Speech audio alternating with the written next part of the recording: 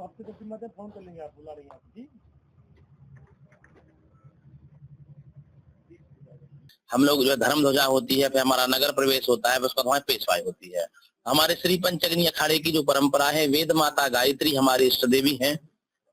वेद माता गायत्री हमारे श्री पंचगनी अखाड़े की इष्ट देवी माता हैं और भगवान शिव के हम लोग उपासक हैं। जो 7 अखाड़े हैं शैव संप्रदाय से, जिनमें 6 अखाड़े नागा सन्यासियों के हैं, 7वां अखाड़ा हमारा ब्रह्मचारियों का है।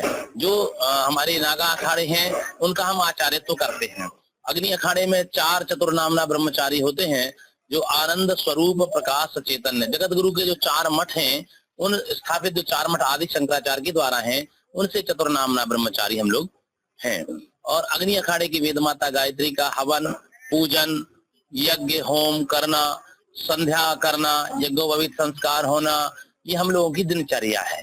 और जब हमारी प्रातः काल जो दिनचर्या, बहुत से हमारे नैष्ठिक ब्रह्मचारी हैं, स्वपाकी भी होते हैं, कुछ फलाहारी होते हैं, कुछ स्वपाकी जो होते हैं वो अपना नित्य गंगा में स्नान करते हैं, गंगा से स्नान करके आते अपना हवन पूजन करते हैं, वो अपना भोजन स्वयं बनाकर पाते हैं, वो स्वपाकी नैष्ठिक ब्रह्मचारी भी होते हैं।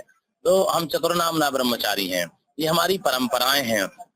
निरंतर सभी अखाड़ों की परंपरा है। जैसे हमारे धर्म ध्वजा स्थापित हो चुकी है, उसी दिन से हमारे अन्न क्षेत्र चल रहा है। हमारे श्री पंचगनी अखाड़े के जो हमारे अध्यक्ष हैं श्रीमद मुक्तानंद जी महाराज, वो गुजरात से हैं।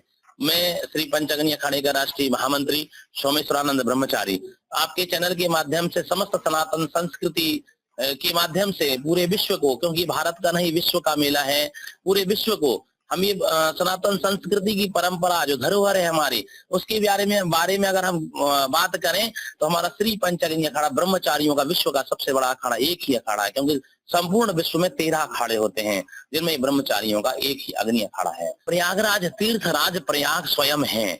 और दूसरी बात यह है कि जब भगवान विष्णु ने जो है अपने विश्ववाहिनी अवतार में जो है चारों कुंभों की जगह में अमृत कलश से जो अमृत छलका, तो एक जगह का महत्व होता है। उस जगह के महत्व के कारण जब जब उस सूर्य की गति जो होती है, जब जहाँ जैसे मेघ मकर रविगत जब हुई, तो यहाँ का जब मेष राशि में सूर्य होते, मकर राशि में सूर्य प्रवेश करते हैं, तो मकर राशि का होता है, तो उस समय मकर संक्रांति जो पर्व पड़ता है, तो स्नान हमारा बनता है। तो जैसे उज्जैन का सिंहस्थ पड़ता है, त्र्यंबकेश्वर में हमारा कुंभ पड़ता है, हमारा हरिद्वार में कुंभ पड़ता है।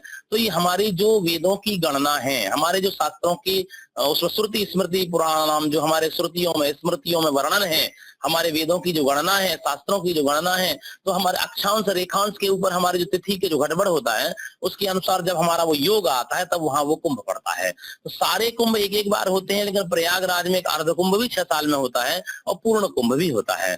पिछले वर्ष आपने पिछले 2019 18-19 में हमारे यहाँ प्रयाग में अर्ध कुंभ था। माननीय मुख्यमंत्री योगी आदित्यनाथ जी के द्वारा जो है संपूर्ण व्यवस्थाएं, बहुत अच्छी व्यवस्थाएं की गई थी। इस बार भी पूर्ण कुंभ है ये, उस समय अर्ध कुंभ था, तो इस बार उससे दिव्य और भव्य कुंभ होने की जो है परिकल्पना है।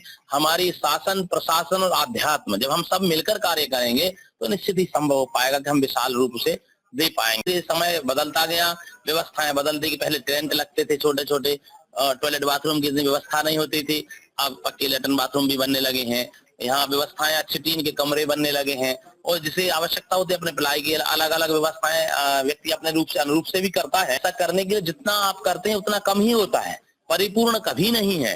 तो आज जब हमें वो टेंट मिलते तब भी ठीक था, अब आज 3 के कमरे मिले तब भी ठीक है। इससे और भी सुंदर होगा, और भी अच्छा होगा, तो बहुत अच्छा होगा।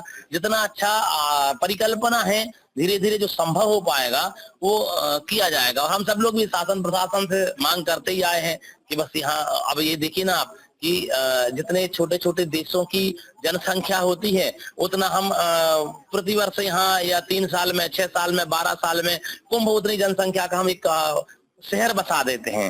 अब आप देखिए जिला हो गया ये, है ना, एक अलग से ही जिला हो गया है कुंभ का।